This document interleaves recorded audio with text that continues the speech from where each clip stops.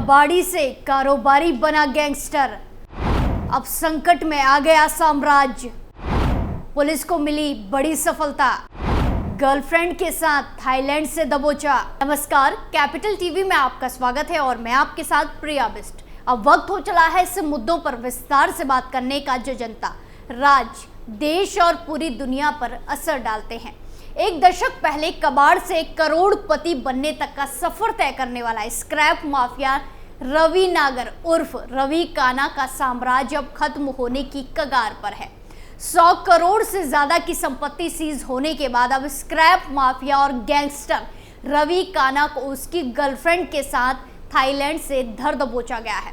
तो आज बात होगी स्क्रैप माफिया रवि काना की, बात होगी उसके साम्राज्य की और बात होगी उसकी गिरफ्तारी की। तो चलिए शुरू करते हैं।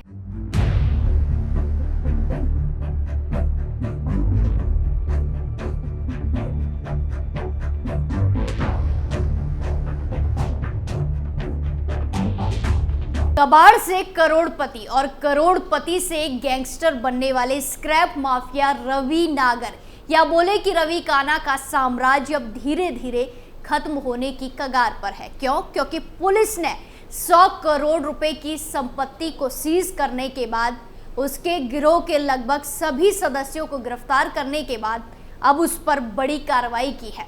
अब खबर आ रही है कि रवि काना और उसकी गर्लफ्रेंड काजल झा की थाईलैंड में गिरफ्तारी हो गई है, जिसको रवि काना के काले साम्राज्य के लिए ताबूत में आखिरी कील माना जा रहा है। वहीं अब थाईलैंड पुलिस की मदद से रवि काना को जल्द ही भारत डिपोर्ट किया जाएगा।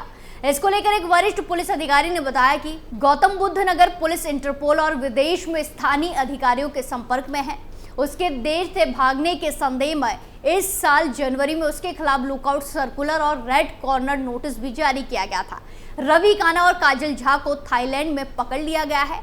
आरोपियों को उनके खिलाफ यहां चल रहे मामलों की सुनवाई के लिए कानूनी कार्रवाई के बाद ग्रेटर नोएडा वापस लाया जाएगा। वहीं आपको बता दें कि नोएडा पुलिस रवि काना को लेकर काफी समय से थाईलैंड पुलिस के संपर्क में थी, कांटेक्ट में थी। नोएडा पुलिस ने थाईलैंड पुलिस को रवि काना के बारे में काफी जानकारी दी थी ताकि उसके बारे में कुछ पता चल सके। यही नहीं, रवि काना के खिलाफ रेड कॉर्नर नोटिस भी जारी किया गया था। रवि काना का स्क्रैप कारोबार नोएडा से लेकर दुबई तक फैला हुआ है। नोएडा के दादरी से रवि काना ने अपने स्क्रैप के कारोबार की शुरुआत की थी। पुलिस लंबे समय से रवि काना की तलाश में जुटी हुई थी। उस पर और उसके तमाम साथियों पर लगातार कार्रवाई की जा रही थी, एक्शन लिए जा रहे थे। पुलिस ने ग्रेटर नोएडा में उसकी 100 करोड़ से भी ज्यादा की संपत्ति को सीज कर दिया है। बता दें कि रवि काना ने दादरी में स्क्रैप का कारोबार 12 साल पहले शुरू किया था। उसकी पत्नी को उत्तर प्रदेश की पुलिस ने पहले ही गिरफ्तार कर लिया है। रवि काना को दबोचने के लिए पुलिस ने उसकी गिरफ्तारी के लिए कुर्की की कार्रवाई भी की थी। इसके नोटिस भी पुलिस ने उसके गांव में चस्पा कर रखे थे। इसके पहले पुलिस ने पिछले महीने रवि काना के खास सदस्य तरुण झोंगर को भी गिरफ्तार किया था। उत्तर प्रदेश पुलिस रवि काना को गिरफ्तार करने के लिए हर तरह की कोशिश में जुटी हुई थी। लंबे समय की मशक्कत के बाद पुलिस ने रवि काना को अब गिरफ्तार कर लिया है, सफलता पाई है। वहीं थाईलैंड में पकड़े गए इस गैंगस्टर की कहानी थोड़ा फिल्मी है, चलिए उस पर भी गौर करते हैं और आपको ये कहानी बताते हैं। कबाड़ खरीदने बेचने का काम, अपराध की दुनिया में बनाया नाम। आपको बता दें कि ये दशक पहले तक रवि काना छोटे मोटे काम किया करता था। रवि काना दनकोर के गांव दादूपुर के हरेंद्र प्रधान का छोटा भाई है। सन 2015 में हरेंद्र प्रधान की हत्या कर दी गई थी, जिसका आरोप सुंदर भाटी पर था। यह हत्याकांड गौतम बुद्ध नगर के चर्चित हत्याकांड में से एक है। वहीं छोटे भाई और गैंगस्टर हरेंद्र प्रधान की हत्या के बाद रवि काना पूरी तरह जुर्म की राह पर आ गया, जुर्म के रास्ते पर चलने लगा। इस हत्याकांड के बाद स्क्रैप और सरिया के तस्करी के धंधे का काम रवि काना ने संभाला।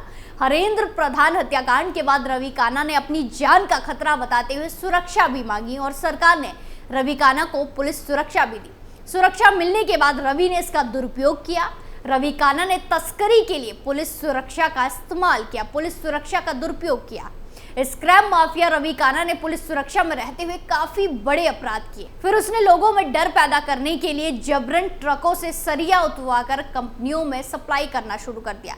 इसी बीच वो नामी बदमाश अनिल दुजाना के संपर्क में आ गया और उसका दाहिना हाथ बन गया।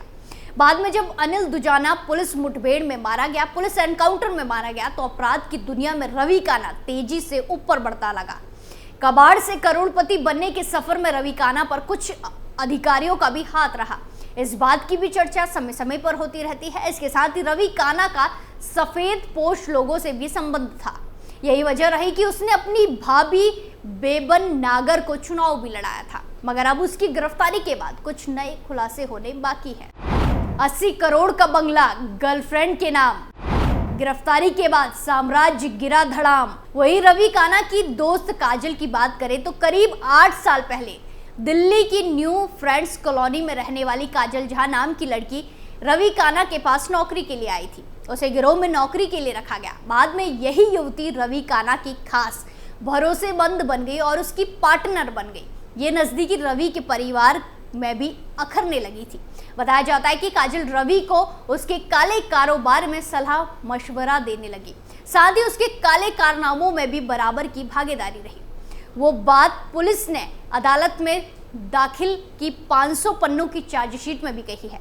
वहीं इस समय रवि के खिलाफ 11 मुकदमे दर्ज है। 10 मुकदमे दर्ज होने तक रवि काना बाहुबली बनकर खुला घूमता रहा, लेकिन 11वां मुकदमा दर्ज होने के बाद रवि काना के बुरे दिन शुरू हो गए। दरअसल जनवरी 2024 में रवि काना के साथ साथ 5 लोगों के खिलाफ सेक्टर 39 कोतवाली क्षेत्र के एक मॉल की पार्किंग में युवती से सामूहिक दुष्कर्म का मुकदमा दर्ज किया गया।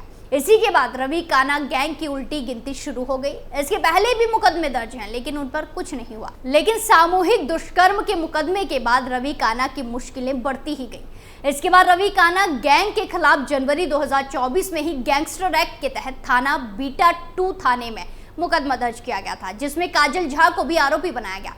केस दर्ज होने के बाद रवि काना अपनी पत्नी मधु और गर्लफ्रेंड काजल झा के साथ फरार हो गया, लेकिन रवि की पत्नी मधु नागर को दिल्ली एयरपोर्ट से पहले ही गिरफ्तार किया जा चुका है।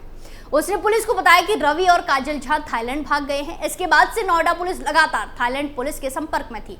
स्क्रैप माफिया पर जितने भी आरोप लगे उसकी जानकारी थाईलैंड पुलिस को भी साझा की गई थी। वहीं लंबे समय तक फरार चलने के पुलिस ने रवि काना पर इनाम भी घोषित किया था।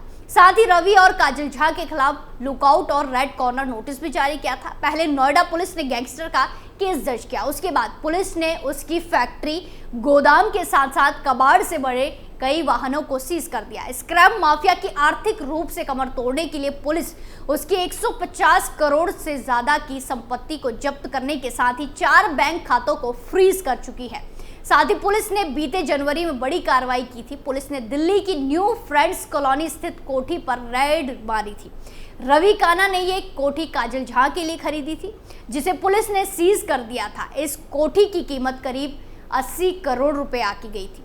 जहां बीटा 2 और इकोटेट 1 पुलिस ने रवि के ठिकानों पर भी दबिश दी थी। इसके बाद इकोटेट 1 क्षेत्र में करीब 5 करोड़ के स्क्रैप और 30 करोड़ की जमीन सीज कर दी गई थी। वहीं बिसरक के चेरी काउंटी क्षेत्र में 5000 गज जमीन भी सीज कर दी गई थी। इसके अलावा 20 लाख खाली ट्रक, 2 स्क्रैप से लदे ट्रक जिनकी कीमत करीब 5 करोड़ थी, उस पर भी कार्रवाई की गई, एक्शन लिया गया। वहीं 200 टन स्क्रैप और 10 लाख का सरिया भी पकड़ा गया था। इसी के साथ 60 बड़े वाहन भी सील कर दिए गए थे। 200 करोड़ की संपत्ति सील, पुलिस की 500 पन्नों की चार्जशीट। वहीं गैंगस्टर एक्ट का मामला दर्ज होने के बाद से नोएडा पुलिस ने रवि काना के गिरोह के लगभग 1 दर्जन सदस्यों को गिरफ्तार किया है, जिनमें 14 सदस्य हैं। इसके साथ ही फैक्ट्री, ऑफिस और वाहनों के साथ साथ लगभग 200 करोड़ रुपए की संपत्ति को सील कर दिया गया है।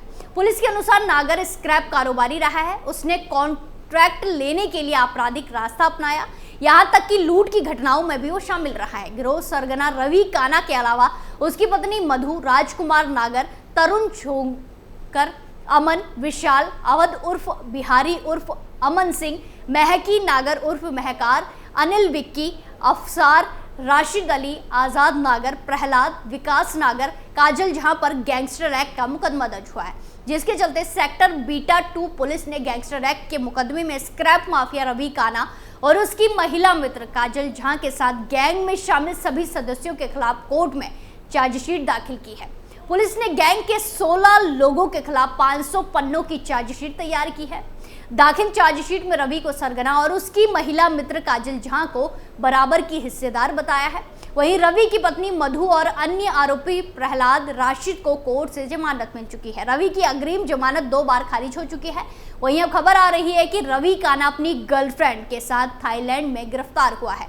सभी तथ्यों की जांच की जा रही है, जिस गिरफ्तारी के बाद उसे भारत लाया जाएगा और गिरफ्तारी के बाद नए खुलासे होना बाकी हैं। स्पेशल स्टोरी में आज के लिए इतना ही। फिर पेश होंगे नए मुद्दे के साथ। बाकी तमाम खबरों के लिए देखते रहिए कैपिटल टीवी उत्तर प्रदेश। नमस्कार।